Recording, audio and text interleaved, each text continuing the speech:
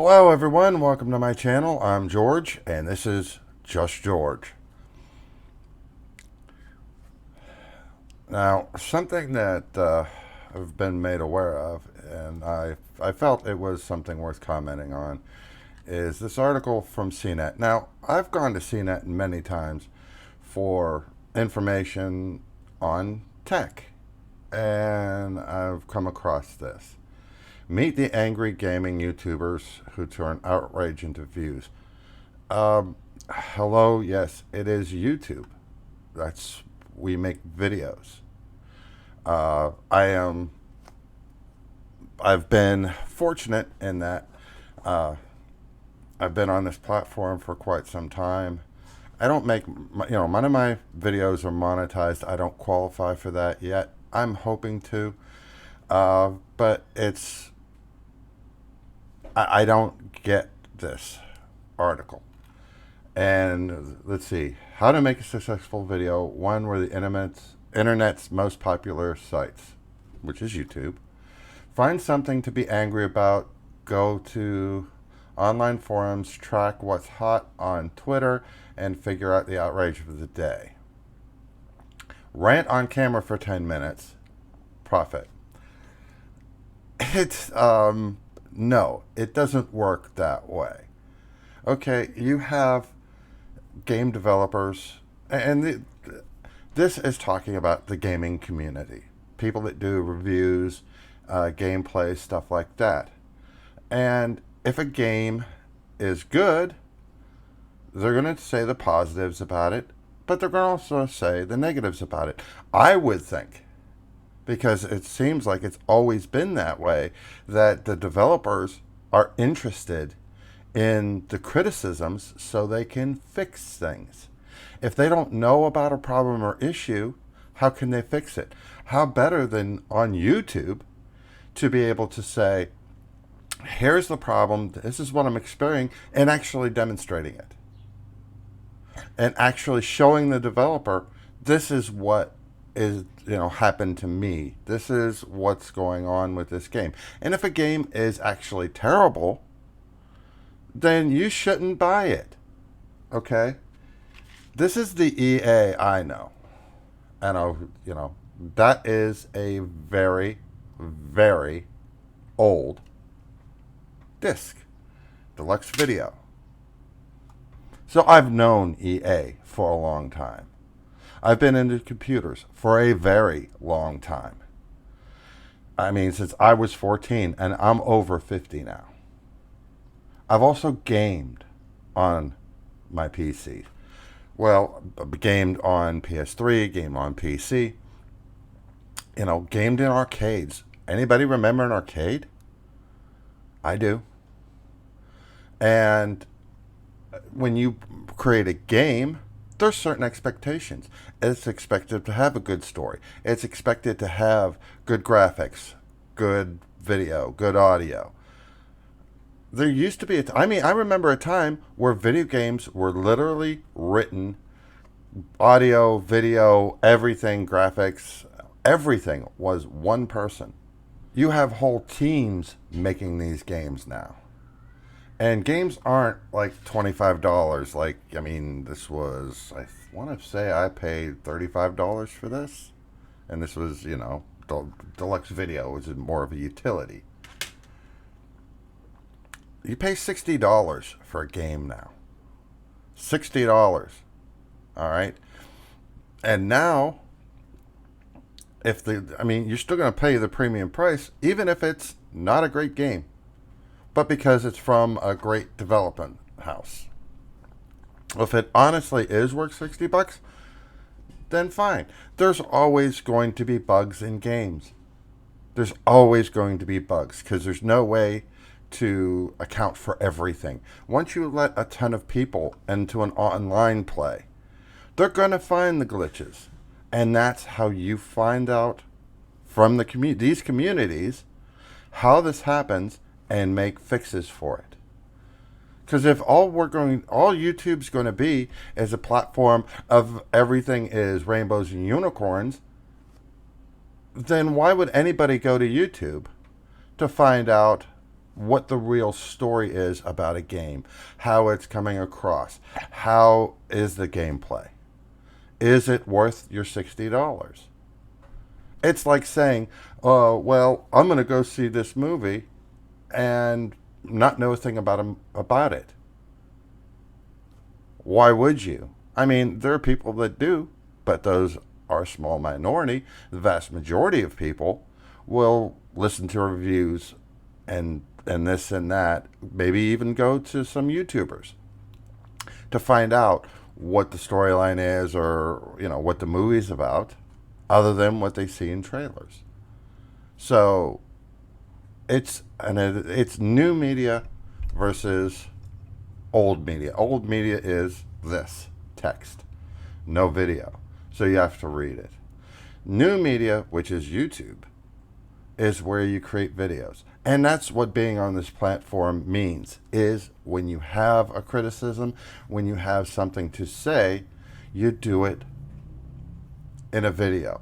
And no, you don't rant for 10 minutes.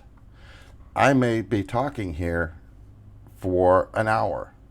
Well, guess what? I'm going to spend the next 3, 4, 5 hours editing this down so that I take out all the bad stuff that I did, and so it looks like a nice video. But they go after specific YouTubers, which I don't agree. If YouTubers go after specific game developers, as far as the individual people that work at Bethesda or whatever, I don't agree with that. But if they go after the studio for saying, why did you put out this POS, and you can figure out what POS means, they should. They should be. They should be called out for it. We're not talking about these companies that make a little bit of money. They make lots of money.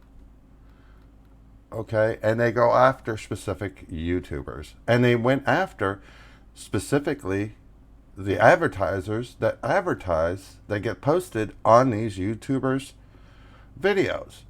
And, do you want this on your content?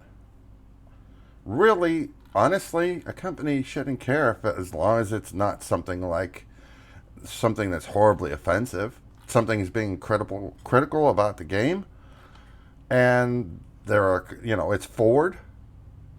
What does Ford care about a game? And not every game is going to be beautiful and polished and it's going to work properly. Again, that is something I would think that game developers would want to know about, to find out what's going on in the game, in the field. There's Boogie2988. I've watched his videos quite a bit, especially lately. And he's a good guy, and he'll give you his honest and truthful opinion of a game. Now, I think what this is leading to is credibility. If you go to a reviewer site like Boogie, and he goes on and how great this game is, how great the gameplay is, this, that, and the other thing. So, based on that, so you go out and you spend $60 of your hard-earned money on a game, and you load it up on your machine, and you play it, and it's buggy, it locks up, it has this problem, it has that problem. How much credibility are you going to give Boogie? Not very much.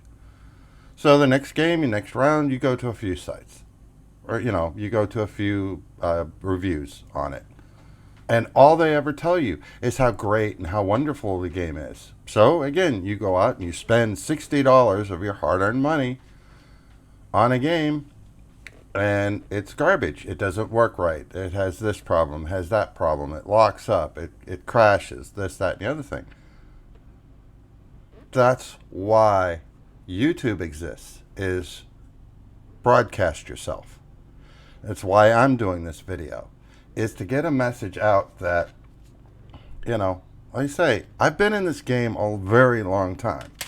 Not everything is, this program was great. It was a very excellent product. It had its quirks, it had its problems, but the internet and YouTube wasn't around at the time. This is from, actually, 1986, 87. Again, we're talking about million, billion-dollar companies putting out this stuff, and they want more money. Now, I get, I understand loot boxes and games that are free. I get that. I understand DLCs, additional maps, additional content to a game that you paid for. I get that. I don't get is loot boxes in games that you pay for. Or, well, because, we can't put loot boxes in, we're going to up the price of the game by 20 bucks. Why? Why?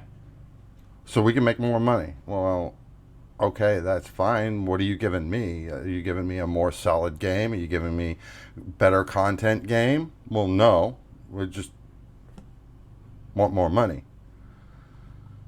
I watched several videos about Days Gone, how it works. I've watched several people playing it where they've gone through and said, this isn't very fun. And what, because they didn't just jump on the bandwagon saying how wonderful the game was, that they shouldn't monetize their videos because they're giving honest opinion on it? They shouldn't make any money from YouTube or anything on it just because they're being critical of it? If it's not a good game, it's not a good game. Okay? If it's a boring game, it's a boring game. Now, it might not be to you, so yeah, you should go out on YouTube or wherever and get a bunch of reviews of a game. And especially the reviews that will say, this is the good points, this is the bad points. You should do that. But you should also not censor, and I'll put air quotes here, YouTubers or anyone that has a negative review of a game.